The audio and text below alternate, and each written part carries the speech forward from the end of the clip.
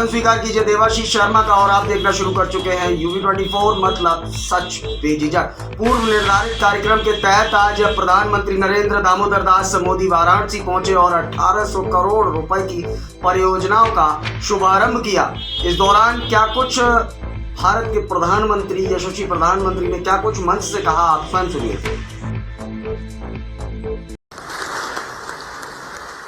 मैं काशी का सांसद हूं। मेरी काशी में आप पधारे हैं तो एक प्रकार से मैं होस्ट भी हूं।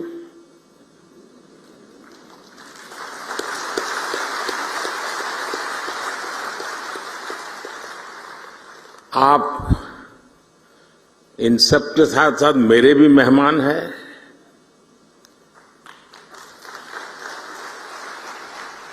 मुझे विश्वास है कि व्यवस्थाओं में ज्यादा आपको असुविधा नहीं होगी। प्रबंध करने का सबने भरपूर प्रयास भी किया होगा, लेकिन फिर भी अगर कोई कमी रह गई है तो वो दोष मेरा रहेगा।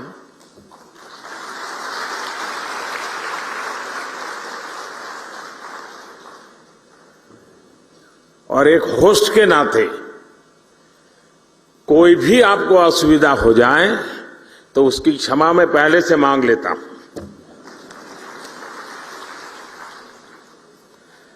साथियों, मैं अभी एक कार्यक्रम करके आ रहा हूं।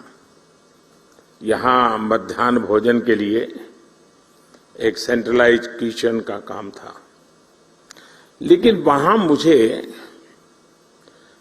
मेरी काशी की सरकारी स्कूल के 10-12 साल की उम्र के बच्चों के साथ गप्पे गोष्ठी करने का अवसर मिला।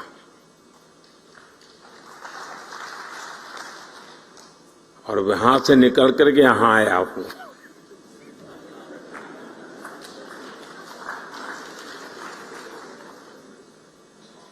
और मैं उनसे सुनकर के आया हूं और आपको सुनाने आया हूं।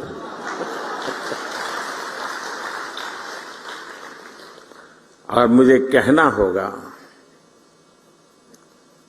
और मैं तो चाहूंगा जब मैं अगली बार आऊंगा तो जिस स्कूल के बच्चों से आज मुझे मिलना हुआ है, मैं उनके जो टीचर्स हैं उनको मिलना चाहूंगा।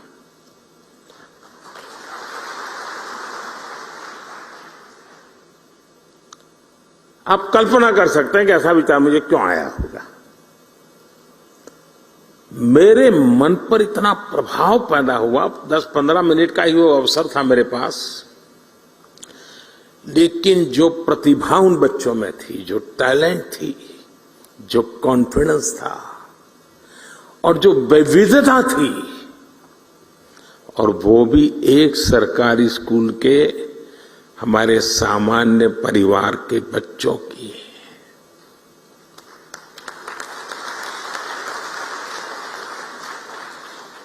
जो टैलेंट वो बच्चे वहां प्रस्तुत कर रहे थे, आपके परिवार में भी अगर आपका पोता नाती अगर ऐसी टैलेंट आपके सामने रखेगा तो जब भी मेहमान घर में आएंगे आप उसको खड़ा कर देंगे, जरा देखो मेहमान आए वो तुम सुनाओ।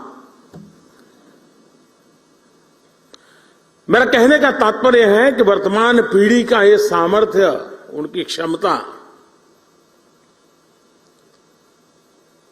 जब वो आप जहां है वहां पहुंचेंगे, पद पे नहीं, उस इंस्टीट्यूट में, आप तो नहीं होंगे, आप ऐसे इंस्टीट्यूट बना के जाएंगे कि इस प्रतिभा के बच्चे आने वाले दिनों में आने वाले हैं, उनको वहां कमी नजर ना आए।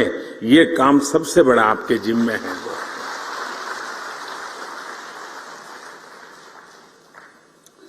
और मुझे विश्वास है कि अगले 3 दिनों तक यहां जो चर्चा और विमर्श होगा उससे राष्ट्रीय शिक्षा नीति के क्रियान्वयन को प्रभावी दिशा मिलेगी। साथियों, आप सभी जानते हैं कि राष्ट्रीय शिक्षा नीति का मूल आधार शिक्षा को संकुचित सोच के दायरे से बाहर निकालना और उसे 21वीं सदी के आधुनिक विचारों से जोड़ना है। हमारे देश में मेधा की कभी कोई कमी नहीं रही है, लेकिन दुर्भाग्य से हमारे ऐसी व्यवस्था बनाकर दी गई थी जिसमें पढ़ाई का मतलब केवल और केवल नौकरी ही माना जाने लगा था। शिक्षा में ये विकार गुलामी के कालखंड में अंग्रेजों ने अपनी जरूरतों को पूरा करने के लिए अपने लिए एक सेवक वर्ग तैयार करने के लिए किया था। आजादी के बाद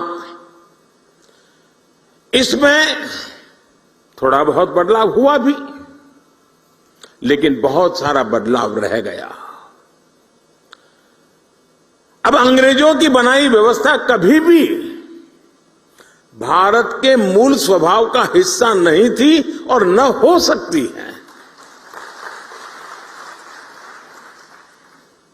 अगर हम हमारे देश के पुराने कालखंड की तरफ नजर करें, हमारे यहां शिक्षा में अलग अलग कलाओं की धारणा थी, और बनारस तो मेरी काशी तो इसका जीवंत उदाहरण है।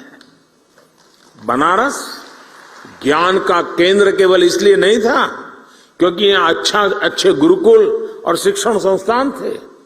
बनारस ज्ञान का केंद्र इसलिए था क्योंकि यहां ज्ञान और शिक्षा बहुआयामी मल्टी सेक्टरल थी। शिक्षा में यही विविधता हमारी शिक्षा व्यवस्था का भी प्रेरणा स्रोत होनी चाहिए। हम